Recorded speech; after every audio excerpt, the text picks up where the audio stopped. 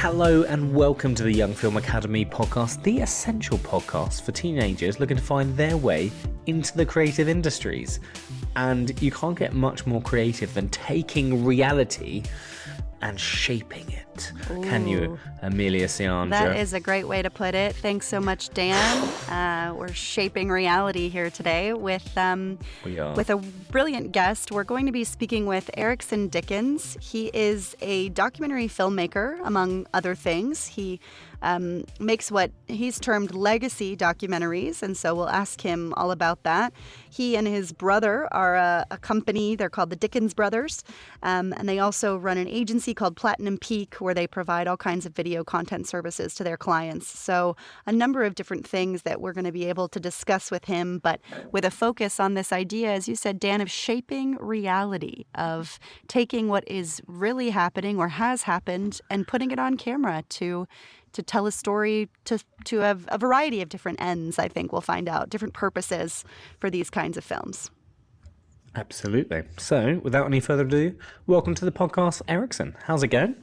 Thank you so much. I'm doing great. How are you all doing? Great. It's Very wonderful good to have you here, all the way from LA. Is that right? Are you based in LA or in somewhere else in California? San Luis Obispo County. It's about 3 hours north of LA. Okay, great. So, not 3 hours to you and to me as Americans, not far. To British people, very far. So, other side of the country. End up in France. Yeah. Well, we're delighted to talk to you. I know that there's a number of different things that we could chat to you about, but we're really interested in talking to you about this idea of legacy documentary. So I was wondering if we could just sort of dive in right there and hear you talk a little bit about what is a legacy documentary and kind of how you got started in this specific space within documentary. Mm-hmm. Yeah, absolutely. So long story short, my brother and I, when we got back into filmmaking, we were in college at the time. We both got injured from our sports. We were athletes, and we got to college. We both had college scholarships, and we got hurt. And so this big part of our lives was now over, and we had to figure out kind of what we needed to do with our lives now. It was a kind of an identity crisis. And our childhood hobby was making movies. We liked to make films, costumes, the whole 9 yards. So we got to college, sports careers ended. We decided to get back into that childhood hobby, and we wanted to really test ourselves with something more storytelling-esque, right? We were shooting a bunch of montages, fun little music videos and stuff, but we wanted to really test our abilities. And so we decided to make a long-form documentary on my dad's life. My dad passed away when we were kids from cancer. And so we figured, okay, let's make something near and dear to us. Let's do like just go all out, 2-hour documentary on my dad's life. And so we did that, and we were really happy with the output. It was a really cool, intrinsically rewarding experience. And we called the film His Legacy. And so after we did that, we were like, okay, we need to make more of these. Like this is a great experience. It preserved his legacy. It brought a bunch of people together. Now there's this 2-hour piece it's like kind of engraved in history, right? And so that was basically the start of legacy documentaries. And from there, it snowballed into finding clients, finding other people who might be interested in a similar type of project that will preserve their legacy for generations to come. Wow, interesting. So I'm very sorry to hear about the passing of your father. In terms of how you put that together, you said he passed away when you were young, so you were really formulating a documentary on a subject no longer living. So I presume that involved a lot of research. Can you talk a little bit about what the process was? Obviously, it was a very personal one, this first one, but maybe the kind of universal process you go through with other clients who are interested in this particular form of film. Yeah, definitely. So luckily, because he was my dad, I had a good amount of information just because of what I knew from my mom. I was 14 when he passed away, so I got to know him decent. But I had to connect a lot of dots, right? So a lot of interviews with my uncles, a lot of interviews with other people that knew him, family members. He was a baseball coach, so he was my baseball coach, and that was a big angle that we took, interviewing a bunch of players that he impacted, the other coaches on the team. So yeah, there was a lot of investigative journalism in a sense. And so going forward, we worked a lot on crafting that, right? Because if the subject is deceased, then you can't really hear it from his or her own mouth, right? So you have to do a bunch of digging. The pre-production process takes a lot of time. You really have to do your due diligence. But from that experience, we did learn a lot about what we need to figure out in order to tell a compelling story, and what we need to find to drive the story forward. Wow. That must have been so tough. I mean, it's such a transformational time. Did it feel like an outlet? I mean, I want to add as well, obviously, I'm sorry to hear that you went through that and that happened to your dad so early on. Did it feel cathartic, the process as well, at the time? It's funny you say that. That's the exact word that I use when I describe that experience, is cathartic. It really was. It was almost it was almost therapeutic in a sense. I felt like at that point when we did it, I had healed from the traumatic experience to an extent, but I feel like doing that film almost brought my dad back to life for a while, and going through the same emotions and feelings and learning new things about my dad. When it was all said and done, seeing it on the big screen, it was a bit of a release. So cathartic is a great way to put it, and that's the word I always use. 100%. Mm-hmm. Yeah, I can only imagine. I'm really interested. Oh, sorry, go ahead. No, I was just going to say, I can only imagine almost it must be so interesting. You almost feel like you must know him better at the end of the process of making this film. And I imagine it must have been such a emotional but powerful screening and presentation. Was it all family and friends and stuff? Yeah, so I'm from a small town originally, and my dad knew a lot of people. We know a lot of people. It's one of those towns where everyone kind of knows everyone. You run into people at the store, etc. So when we premiered the film, we rented out this event center, and about 300 people actually came.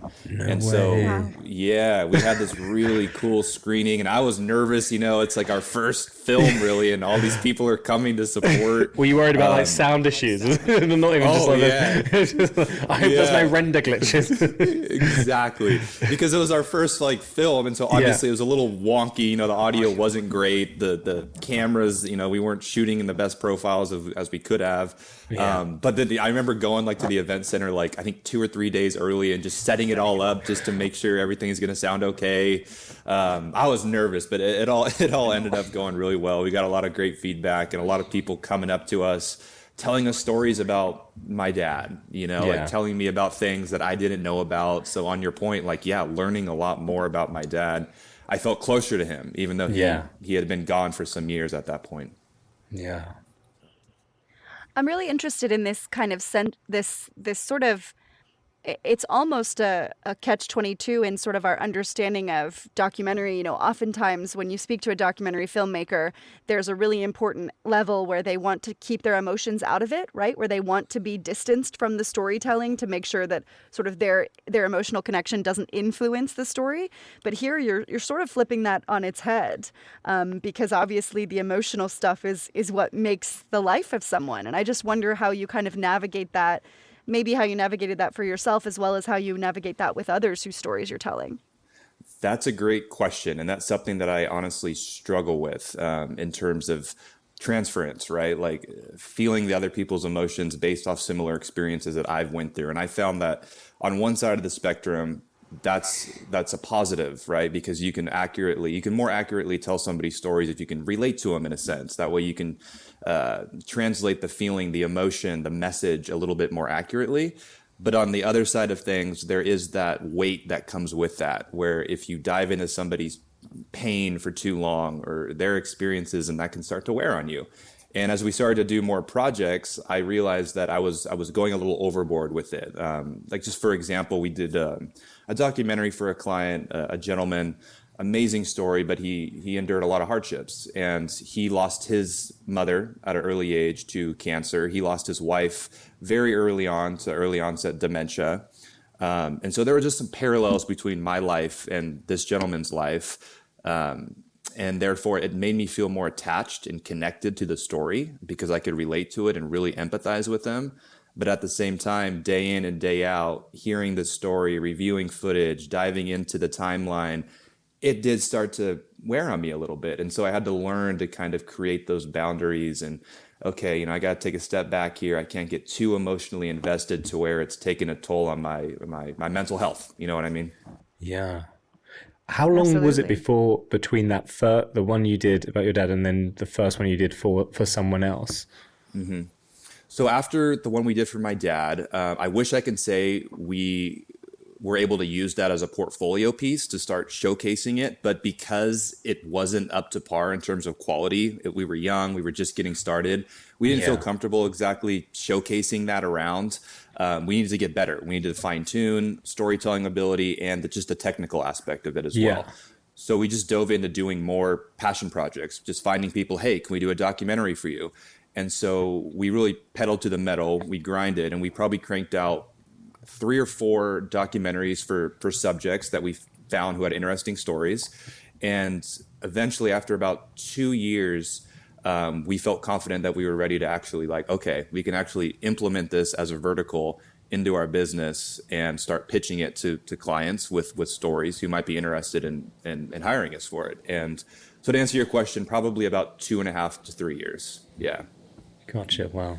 Yeah, a lot of trial and error because we weren't we didn't go to film school, right? We did it as kids, but a lot of YouTube videos, a lot of researching, a lot of trial and error, learn by doing, and eventually we did get to a point where we decided, okay, let's go for it, and one thing led to another. They're all quite varied subjects, then. Those sort of the documentaries that you sort of were working on, and what sort of ones were they?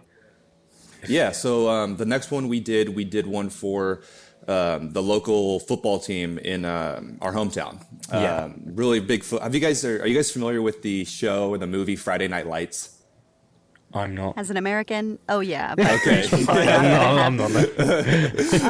Lots of lots of British shows come over here, but a show about American football unfortunately doesn't make it over here. I got you. I've seen The Longest Yard though. That's all. It's a good film too.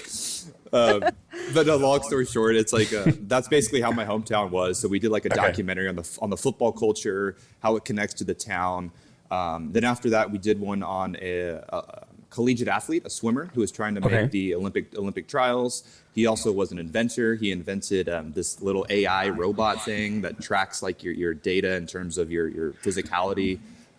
We did one on another entrepreneur with cerebral palsy who had started a numerous amount of businesses. And then finally, the one that kind of really gave us the confidence is we did one for Rotary International. And part of Rotary's initiative, what they do is they're trying to eradicate polio. And so they, I believe it's once a year, they go over to India. India is one of the last remaining countries that isn't entirely inoculated against the disease. And so we got to go on the ground following a group of Rotarians in India, going to these villages, inoculating kids from polio. And so we were able to make about a 15-minute short documentary off that. And we submitted it to festivals, and we got into, I think, 10 or 11 festivals. I'm not talking Sundance here, but, just a variety of festivals that gave us that confidence, that validation. You could say it was Sundance. No one's going to check if you. I know. We've considered doing that. Forging a laurel. It's all about the laurels, right? If you get the laurels on your website, it adds that credibility. But no, Sundance, just the big ones. Yeah. All of them. No, yeah. So we won some awards at these festivals, best documentary, etc. And I don't know, granted, they weren't Sundance, but still it gave us that validation that, okay, we got something going on here. And it was after that one that that's when we launched into doing more work for clients and pitching it more as an idea, more legitimately. Did you have a sense at that stage of what types of documentaries or what angle to documentaries you felt was your sort of forte? What was your strength? Or were you sort of in full exploration mode, would you say, at that stage? I would say our main goal was honestly to tell very character-driven stories, very similar to the one we did about my dad. That was always the goal. Sure, we branched out a little bit when we were building our portfolio, but we always had the intention of going back to that legacy style documentary, telling stories about people who have overcome a lot of obstacles, adversity, and reached a certain point in their life where they became successful in their own right. That doesn't necessarily mean they had to become a business mogul or financially just off the charts, but achieved a certain level of contentment and success in their own right and impacted a variety of people, and who are interested, if they are still living, interested in preserving their life story for, maybe their kids, their grandkids' kids eventually. Or if they are still alive, obviously, or if they're deceased, then their family members, right? Their family members often want something that memorializes them and cements their loved one in history. So kind of two ends of the chart there. Then also there's been some businesses as well. Some companies, not necessarily an individual person, but maybe a company that has been around for 50 years and they have a great story. They've impacted a lot of people. And so we've worked with some companies as well who have wanted a similar documentary. And then they also sometimes want it for more so like marketing purposes as well, sales initiatives, investor attraction. So that's kind of another angle what these legacy documentaries provide. But the majority is for people, family foundations, estates, who really want something that showcase the impact that they've had throughout their lives. How do you balance between sort of creative storytelling as a storyteller yourself and managing sort of the true chronological events of someone's life? Like, what is your process? Because I'm just thinking, to a certain extent, it sounds like it's not very creative, but obviously it is very creative. And so how does creativity play a role in what you do when you put these together? That's a good question. So we developed a process that serves as the backbone for these documentaries. We start off by exploring the history, then we explore the passion of the person, then we explore their individual process, right, their philosophy. Then after that, we dive into their adversity, the obstacles that they faced, the challenges, what exactly happened in their lives that propelled the trajectory of their life. After that is the successes, what are the achievements that they're proud of. From there, we talk about the impact that they've had on their direct sphere of influence, the community around them, whatever it might be. And then from there, we talk about, if they are still living, the future aspirations or future goals. And so we've been able to use that as a backbone and then fill in the pieces in terms of how we want to tell the story. And it really depends on the client, on the person, right? Like, how do they want this story told? What's the objective? What do they want to use this documentary for? And then we do a lot of collaboration in terms of how it needs to be told. Should it be more sentimental, more nostalgic? Should it be more upbeat, happy? And then once we get that figured out with the client, then we're able to kind of take the reins and use our creativity to tell that story the best way possible that aligns with their vision. But yeah, I know what you mean, because sometimes it can be so information dense, right? That you have to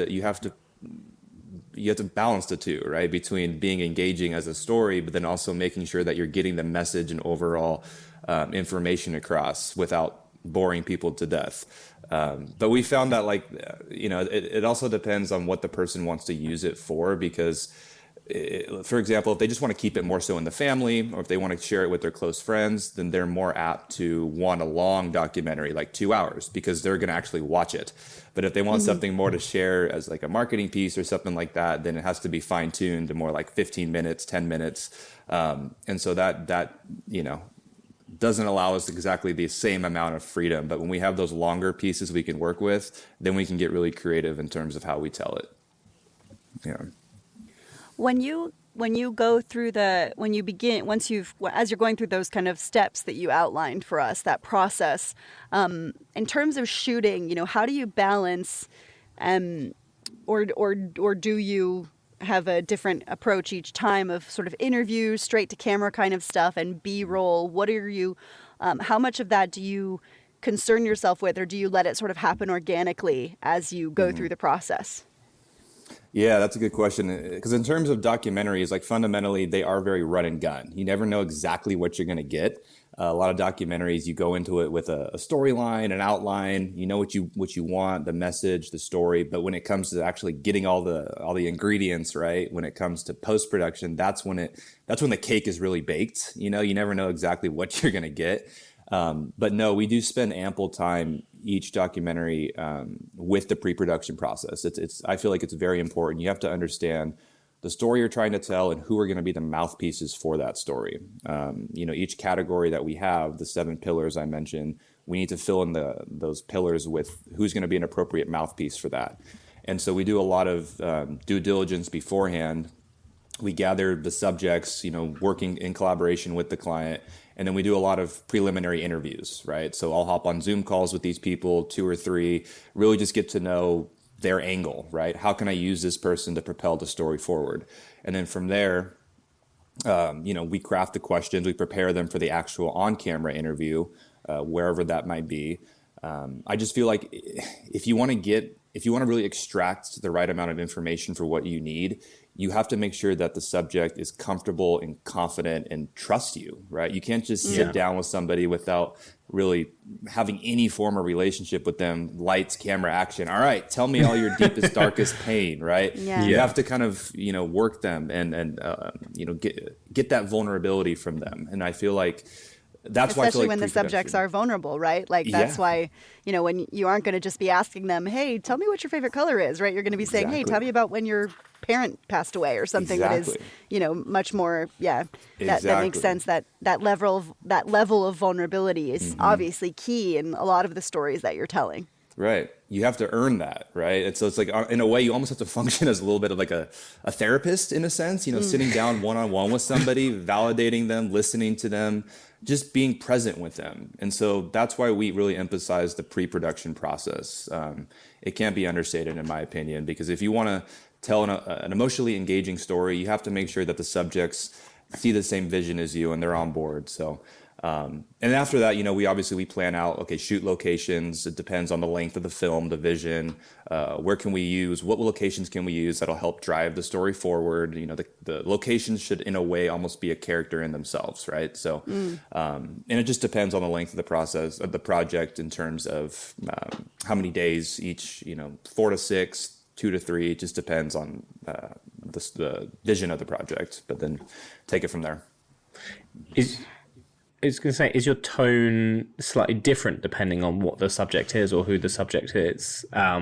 Obviously you want to be sensitive and stuff, but if it is more of a business promotional documentary, is there a bit more of just like a joyous energy that you'll bring to the meetings in general? Like, are you responsive in that way, or is it generally just like a professional sort of tone throughout that's fairly consistent, no matter what? That's a great point. And I realize that I do that without thinking about it. When it is more of a business-minded thing, it's more to the point. Like, all right, what do we want to do? What are your objectives here as a business? Are we trying to, recruit more people internally? Are we trying to close more deals? Are we trying to train, our personnel here? What are we trying to do? And so that is a lot quicker, I would say, in terms of pre-production. You don't need to hold the space as much. You don't need as many meetings because it's not quite as important that the person warms up to you and trusts you. They have a goal in mind, and it's our goal to take that information and then, all right, apply it to the video. Whereas on the other end of the spectrum, when we're dealing with a family, for example, who lost a loved one to a horrible illness or whatever it might be, your tone, your cadence, your aura needs to be a lot more sympathetic, and it needs to be. I need to work at a slower pace, right? You can't just first meeting with somebody. So tell me how it felt when your loved one died of, brain cancer. You can't do that, right? That's just, give it a go. See what happens. You're not going to get good feedback there. That documentary would have a very specific tone, which is shut up. I'm just wondering. It makes total sense, sort of all of this brilliant pre-production that you do, but I'm just wondering if you've ever had the experience, which I feel like is, as you call it, a run and gun, which is sometimes, and we've spoken to some other documentarians on the podcast who take a very different approach. But I was just wondering if you've ever had the experience of you're sitting and chatting with someone and something comes out that's really unexpected and sort of changes the direction of the story that you thought you were going to be telling about that subject or that company or whatever. Have there ever been any kind of bombshell moments where you're thinking, oh, actually this makes a kind of a left turn that we weren't expecting?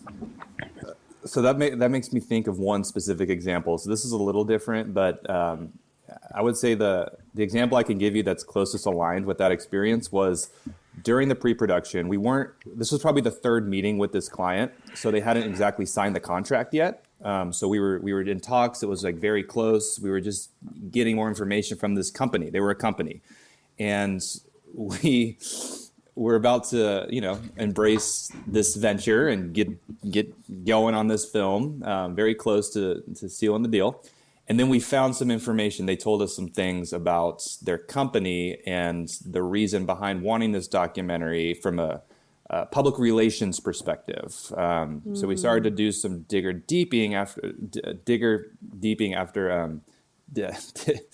diving deeper into what this person was talking about. And we did some Google searching, some diving into the web.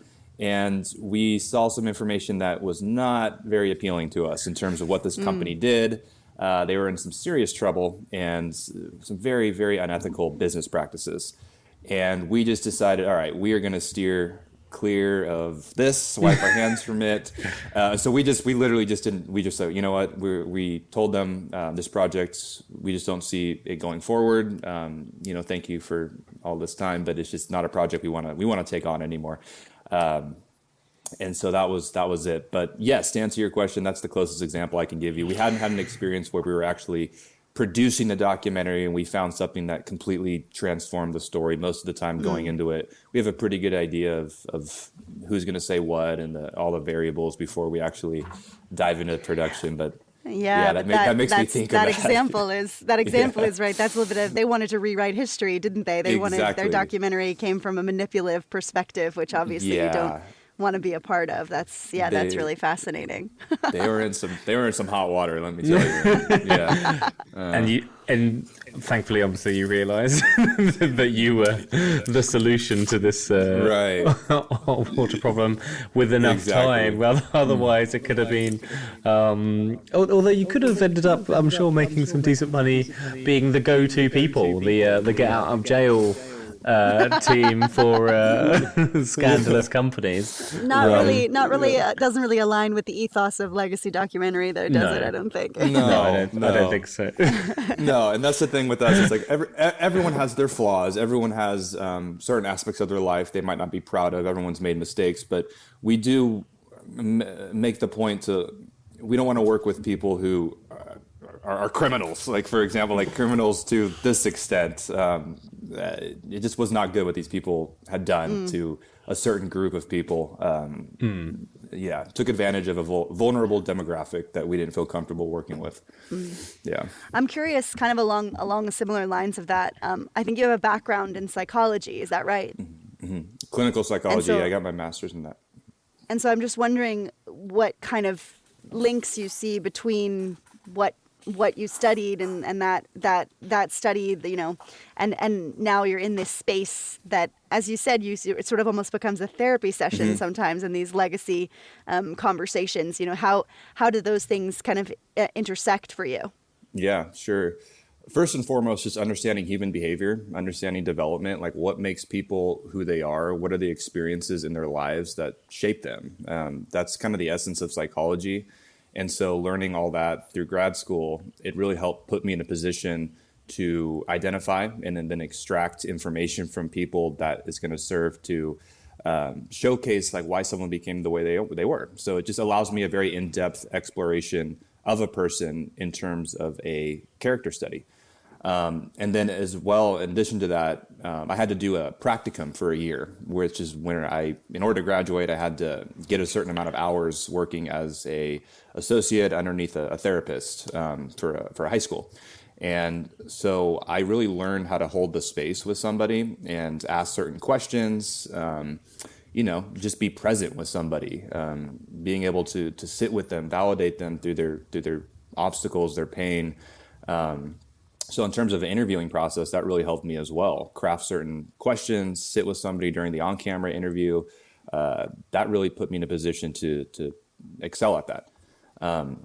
And then what are some other ways? There's so many that I just like do all the time. Right? I don't think about them consciously, but they come out. Organization. I mean, just like studying research. That was very intensive. With psychology, I had to do a bunch of reading. Dense information, and so that's helped me just on my research ability to connect dots. So that's helped a lot as well. But I would say just understanding people, human behavior, understanding how to craft certain stories that will engage somebody on an emotional level and an intellectual level as well. How would you recommend people go about learning these kinds of skills? So if someone's interested in becoming a documentary filmmaker, obviously did you go to college for the psychology? I got my undergrad, I got my bachelor's in philosophy, and then I got my master's degree in clinical psychology. Wow. Mm-hmm. Okay, so if someone didn't want to do that... Yeah, no, you don't have to do that if you want to be a documentary filmmaker, no.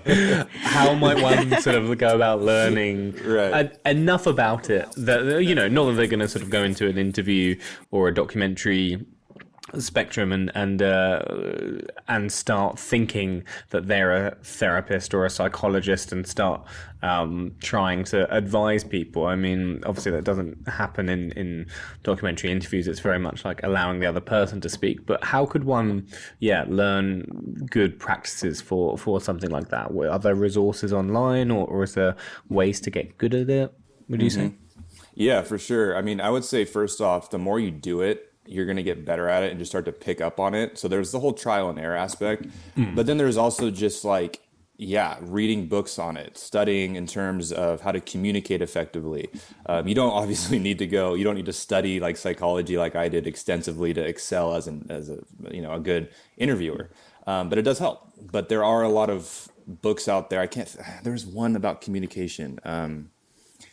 It just comes down to being able to communicate effectively, knowing the outcome, knowing the goal of the project. That way you can craft the questions, you go into it understanding the objective. If you don't understand the objective of the film, then you're just kind of just talking, right? Yeah. But I would say studying. I know there are some videos online where there's examples of people, directors, in that interviewing process. You can watch interviews and learn from that. But I would say just the best form of knowledge is experience. Just going out there and doing it, and then being reflective and being able to objectively analyze your ability to do it, and then just keep going forward. The next steps would be trying to fine tune that. I didn't answer your question very well just because I didn't think about that too much in terms of how to advise other people on that, like the interviewing process, except that's hard. Some of it's innate, some of it really is innate. Just having that curiosity, that natural empathy as well, really can dictate the course of an interview.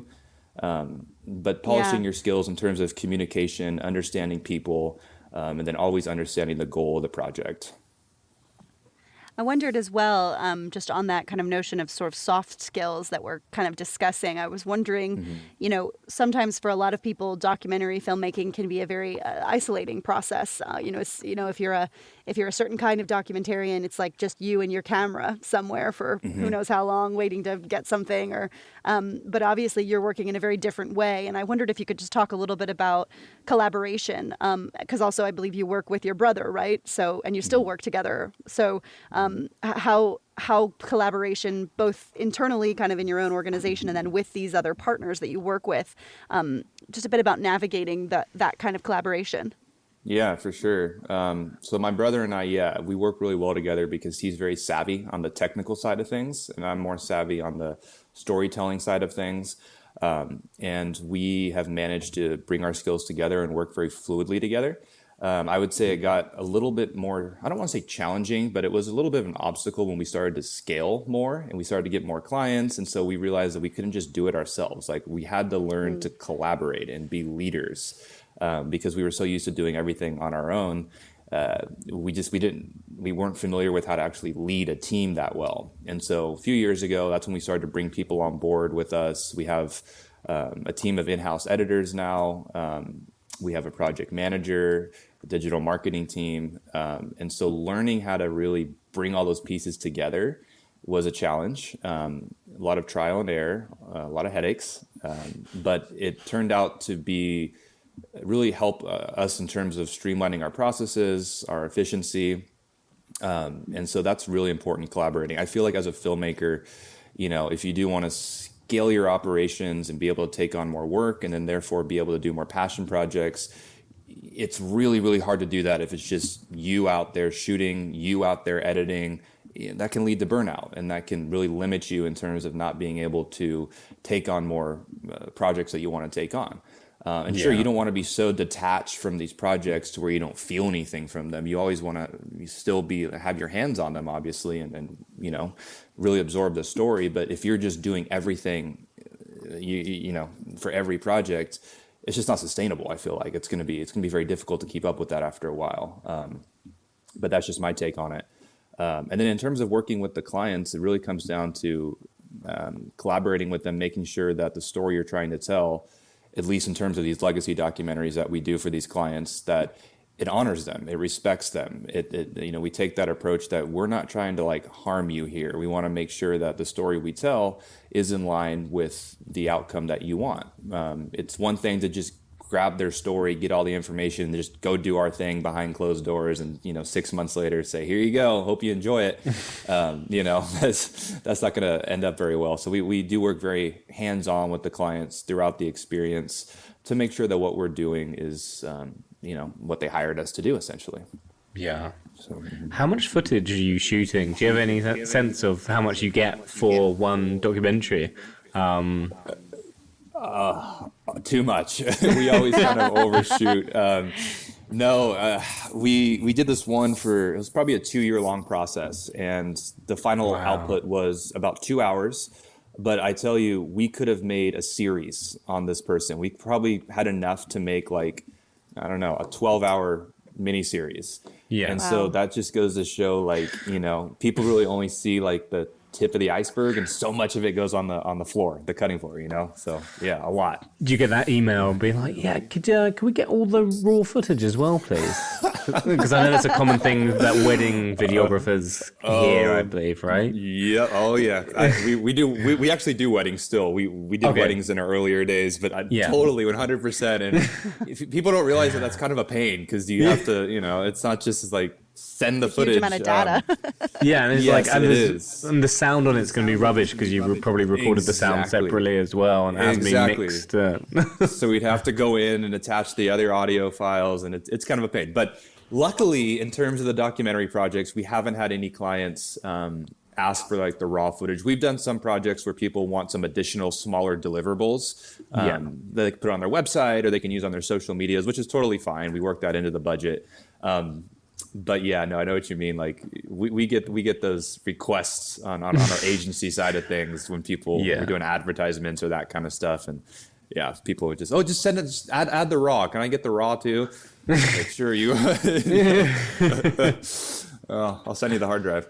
I have to buy a whole new one that's humongous and heavy, just to prove a point, and make sure it's one of those ones that requires a power source as well. Just sort of rub it in. Yeah, just take them off a little bit.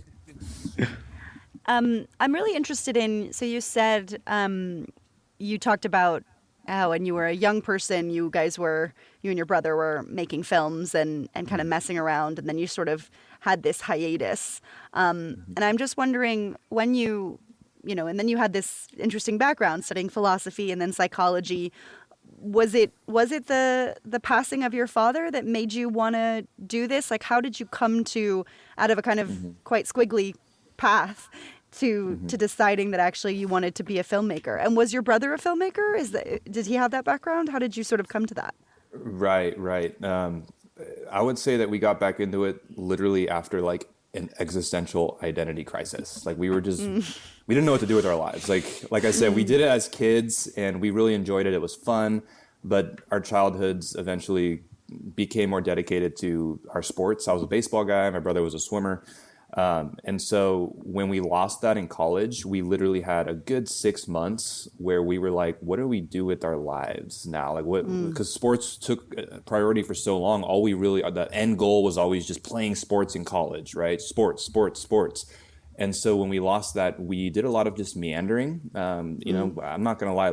I was depressed during that time. I had lost something that was so big in my life, such a big part of my identity. I didn't know what to do. And so it was my brother who one day, just sitting around in the dorm room together, just watching YouTube videos just for fun, just, doing like as vegetables basically. And eventually he was just like, why don't we get back into filmmaking? Why don't we put some money together and get a camera and just go out and shoot and just give us something to kind of do? And then that's how it just snowballed after that. We did put some money together. We got a camera. My brother actually already had a drone at that point. He would just go out and shoot for fun, just that kind of stuff. But that's how it just snowballed from there. And then we started to just, do events. We started to do sorority and fraternity videos.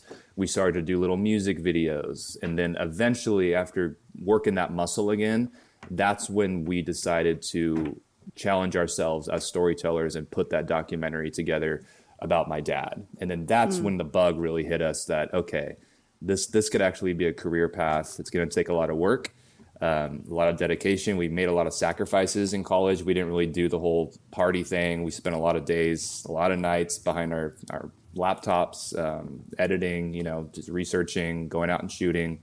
But I would say, to answer your question, it was pretty much during the process of creating that documentary for my dad, that is when the spark really, that was kind of the crossing of the threshold, if you will.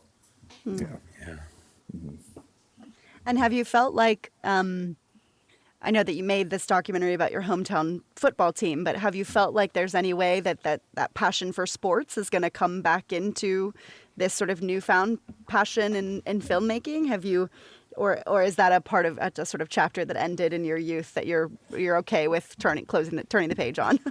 I would welcome that wholeheartedly if we had an opportunity to create something that was sports related. But I would say that is a chapter that's definitely a little bit more behind us at this point. I don't know, though. That's the thing about, you never know where a story might pop up. You never know what rabbit hole you might go down. But that would be cool to do another type of project on sports, just because it was such a big part of our lives for so long. And it is still something I think about. It shaped me. It shaped me into who I am, being an athlete, being on a team, that team environment, working towards a common goal with your teammates. That translated, I think, a little bit into what we do as well as filmmakers, collaborating with your people, with your crew, towards a common goal. But we'll see. We'll see what arises. Yeah.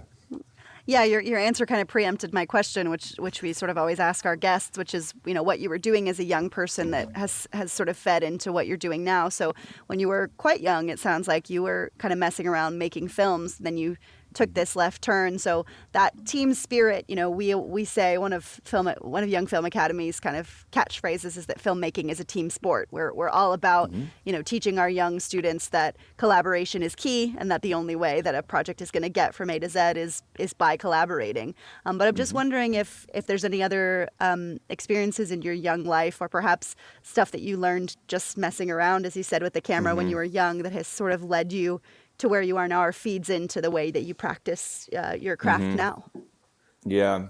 I would say honestly, the loss of my dad, I would say honestly, it really, experiencing death, I was 14. So experiencing the loss of like a parent at a young age, I think really helped me be able to empathize with people's pain more at an early age, and be able to understand the variables that are involved with that. So that's like when we work with clients now who experience that type of pain, it's like that's something that I started to understand and experience at a pretty young age. And so I think that just helped set me out to be able to hold the space with people more, and be able to approach their pain, their hardships, their story with that level of empathy that you need in order to tell a compelling story in line with the legacy documentary concept that we've embarked on. But yeah, I would say the loss of my dad was an experience that I think definitely put me on that path. So yeah, hope that answers your question. Yeah, absolutely. And I think it's interesting, hearing your perspective as a person who's never met you. I can see that the track actually quite clearly of experiencing this terrible loss, and this thing that probably made you grow up much more quickly than you wanted to grow up, and then going to study psychology. Like I see the line there, and then I see the line from psychology to wanting to tell other people's stories, and holding space for their experiences. we always talk about empathy a lot on our courses.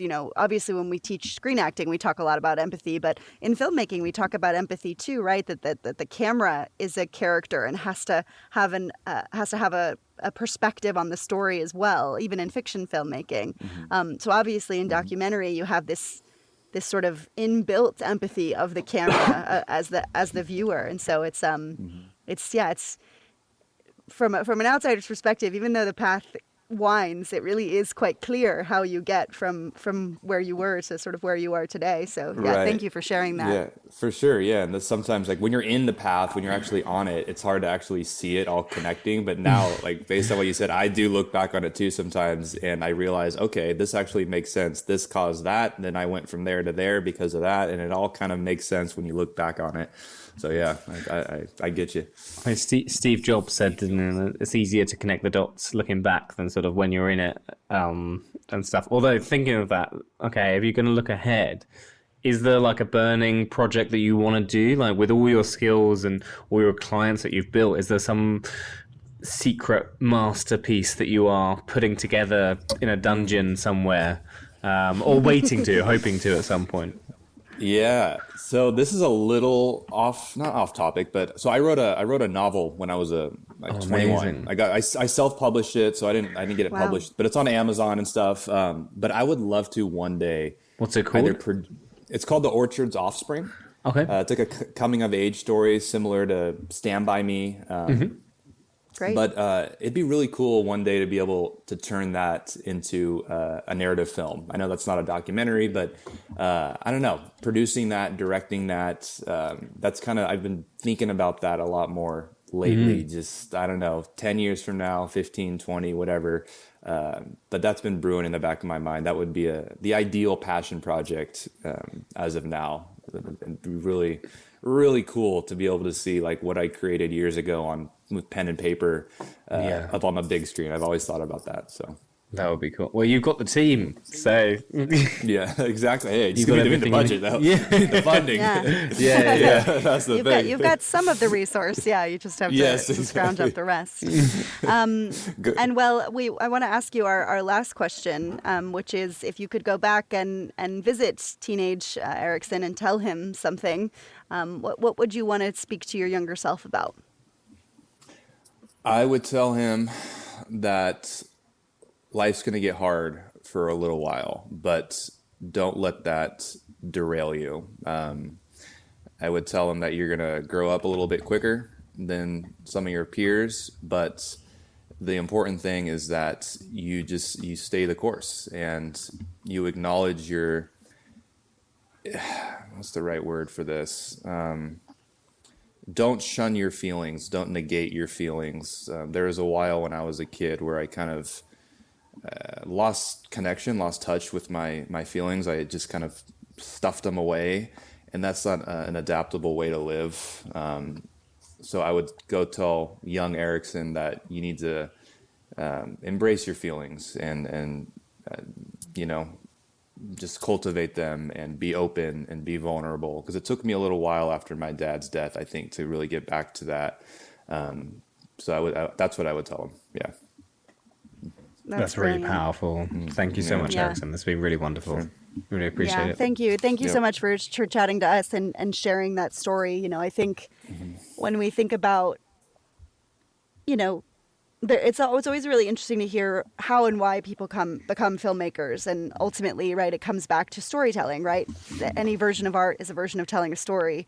But also it comes back to our shared humanity, right? And this, certainly what you do is really about shining a light on our shared humanity and sort of telling these very human stories, not with any fiction thrown in, actually just nonfiction, and showing you this is what a person's life can entail. So we look forward maybe one day to watching the legacy documentary on you. But thank you. No, we'll see. Thank you very much for speaking with us and sharing all of your brilliant insight. And we will tell us the name of your book again if anybody wants to check it out on Amazon. It's called The Orchard's Offspring.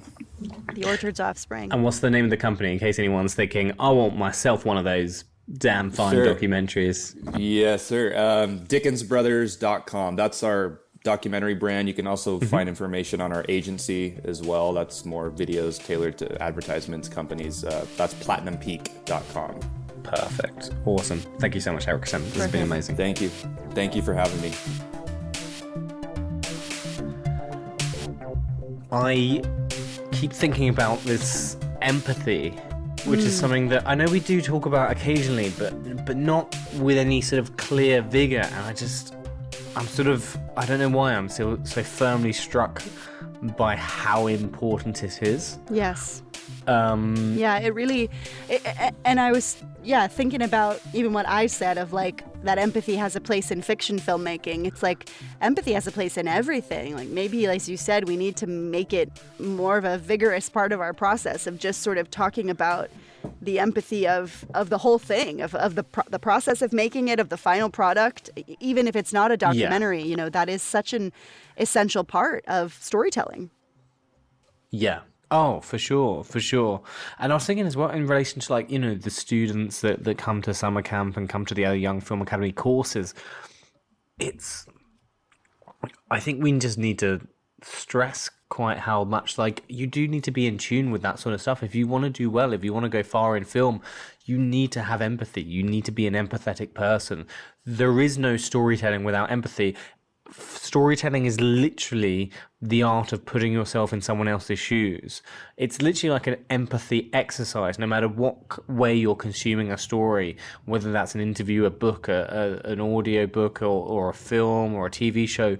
It is an exercise of empathy. So if you want to tell stories, then you need to be the most empathetic person. You need to really care about other people. Yeah. And that starts with caring about real people as well as your characters, you know. Absolutely. I think it's so interesting because, I always really want us to run a documentary course, and we've tried it before and we don't tend to get a lot of uptake. And it's like, actually, we've got to find a way to tell people, like, this is the beginning. This is the start of you wanting to make something, is being able to see other people for who they are. Tell a story about them, so that then you can tell stories about the people you make up, the fictional people that you create. It is a kind of, it sometimes feels like it almost should be a prerequisite of, like, tell us a story about a real person, whether that's you or somebody else, and let us understand your empathy for them, because then you can tell anybody else's story, even the people that you make up. Yeah, absolutely. And you know, a lot of the case that it comes from people being in difficult situations. So, like, there is a sensitivity that's required as well.